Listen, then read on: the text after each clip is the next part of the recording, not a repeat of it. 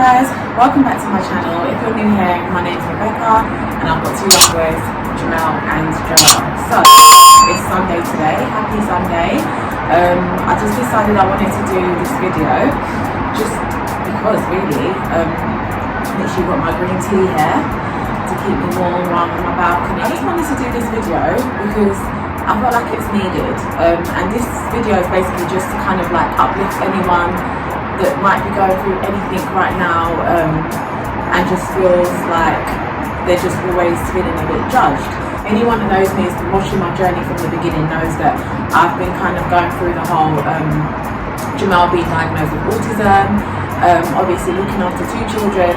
My youngest is 3, Jamel is 6, learning how to adapt to like single motherhood, I guess. I refer to myself as a single mother. I know some people say that if the dad is active, then you shouldn't call yourself a single mother, but I don't really see the difference at the end of the day. Yes, their dad is very active in their life and stuff, but literally from Monday to Sunday, I'm with the children. They go to see their dad every 2 weeks, and the majority of the time I'm with the children basically. And it's very hard being a mother, a father, a single mother at that. It's very hard. And I've literally just been learning to deal with it. It's already hard to be like, I guess, a single mother already, and then on top of it to have a child with additional needs, and then have like I don't know if Joel would still be considered a toddler because he's 3, but he's still very young, and obviously like he can be quite challenging at times, and it gets quite stressful. For example, Friday just got all week anyway, I've been dealing with like a toothache, and then I had an emergency appointment, and I finally got a temporary filling just so that it could help ease the pain. I was literally with the kids all day, and I remember Jamel didn't have an appointment until 4 o'clock, so I was trying to waste time because my appointment finished at like 1. So I was just with them in like the park and stuff, just playing, and then we went to go and get some food. And I remember we went into a grocery shop, and Joel, my youngest one, he wanted, I think it was like a toy or something he picked up. And I was just like, no, you cannot have it. You can't always give in to children when they want something. You need to learn to teach them, like, you have to teach them discipline, like, they don't always get what they want. So anyway, I took the toy from him and I put it back in the shop. And Jamel does this thing, whenever he doesn't get his own way, he runs off. I think I've explained that in like my previous videos. And Joel copies and imitates everything that Jamel does. So literally, if Jamel says no to something, I look at Joel and I know he's about to say no as well. So, like, as soon as I took the toy away from him and I put it back, he literally, like, let go of my hand and ran. And we was on the pavement, like, literally at the shop. And we was, like, literally next to the main road. Something just was telling me that this boy is going to try and run into the road. And I literally was shouting out his name, and like, bearing in mind I've got like their overnight bag for them to go to their dad's, because they were going to their dad's, they were at their dad's this weekend, and I have Jamel in one hand, and then I'm like trying to chase after him, so I'm literally struggling, and then as I just get to him, he runs into the road, like he literally flung himself into the road. I'm telling you, it's only God, a miracle, that stopped that car from not hitting him, because literally I was so shocked that the car didn't hit him.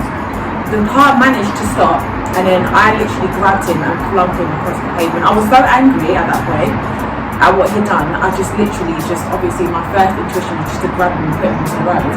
And obviously I told him off, and he was really upset. And the thing is, after, I felt really bad because I know that he doesn't have like I feel like he doesn't know like the dangers of like his surroundings. Like he just acts on, I don't know, like obviously how toddlers are, or young children, whenever they're having a tantrum they just want to run off or do something, like throw themselves on the floor. So I know that he didn't mean any harm by it, and he didn't do it intentionally. Or did he do it intentionally?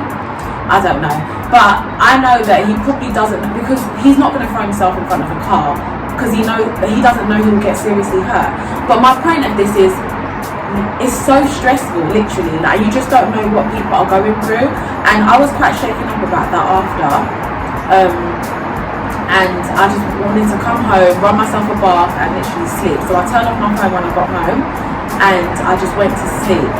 And it just kept playing on my mind over and over again. And then I had to just calm myself down and say, look, like, it happened, it was a stressful Friday, get over it, like tomorrow's a new day. All day Saturday I was just at home chilling, and I told myself that this weekend I wasn't going to go out, but my mate phoned me and she was like, let's just go for a night out. And I thought, do you know what, yeah, let me just go. But the thing is, a lot of the time I've noticed that I get comments from people like friends and family, my mum all the time, oh, you go out a lot, you've got 2 kids, you should stop, it's already tiring enough looking after 2 children, you shouldn't be going out all the time. But people really need to learn how to mind their business. Honestly, you're not helping me look after my children. I'm looking after my children by myself most of the time.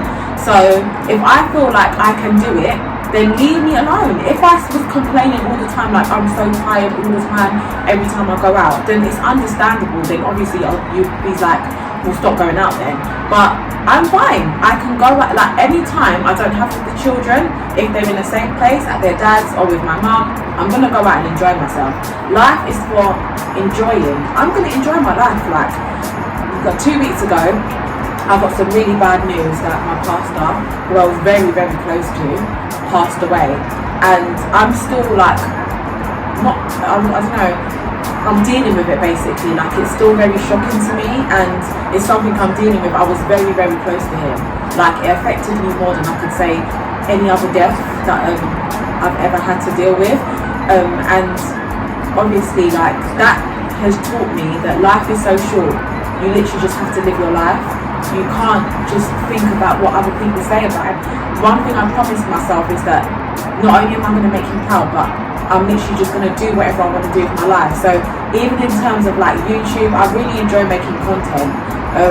Sometimes it can be a bit like disheartening when like the views aren't really high and stuff like that. You think, oh, like, why have I got a certain amount of subscribers but only a certain amount of views? Why do people not want to support? Do they not like my content? But I don't care anymore. Like, I enjoy making the videos. Whoever, even if I'm getting 10 views, I appreciate the 10 people that are watching my videos. I appreciate the comments. I appreciate the feedback. I'm not going to live my life for other people. I need to make myself happy. I was speaking to my friend yesterday and she was talking about feeling down and stuff, and she has got to that place where she has to create her own happiness. And that's one advice that I would give everyone. Create your own happiness. We always think that like some miracle is going to happen and we're going to end up being rich or famous or like come into wealth tomorrow, or you're going to win the lottery. Life isn't always like that. Not everyone is lucky like that. Not everyone is born into wealth. Some of us really have to work hard for like what we want in our life. Please don't ever listen to anyone's negative comments. Like, live your life. So I've just decided I'm not gonna sometimes obviously people are going to be negative and stuff. People are always going to be like that.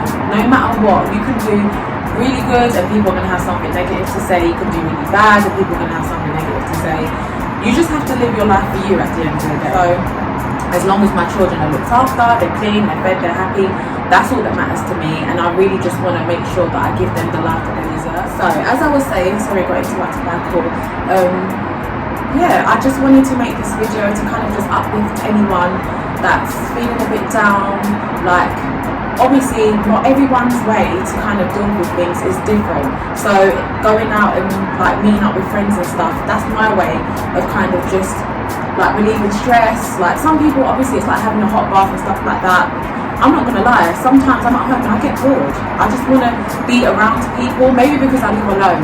And when my children do go, as much as they may annoy me and it can get overwhelming, I do miss them. So sometimes I just want that company and I want to be around my friends and stuff. One thing I've been doing a lot recently is reconnecting with old friends. And you know what, yeah, back in the day I didn't really like the idea of kind of like rekindling old friendships and stuff, but I've really been enjoying reconnecting with old friends. So like my school friends, just people I used to talk to back in the day. Like, I've really been like just enjoying meeting up with them, seeing where they are in life, like seeing how they've like elevated and they're doing well for themselves. It's good to see, do you know what I mean? Being around positive people, people that aren't going to bring you down, people that are just going to uplift you, encourage you. That's what you need in your life. You don't need anyone that's going to be negative, that's going to bring you stress. Whether it's relationships, whether it's friendships, cut it off. In 2022, we're not accepting anyone that's going to disappoint us, that's going to waste our time. There's no time for wasting time in 2022. So yeah, that's all that I wanted to say. So I hope you enjoyed this video. Don't forget to like, comment and subscribe, and I'll see you guys again next time. Bye.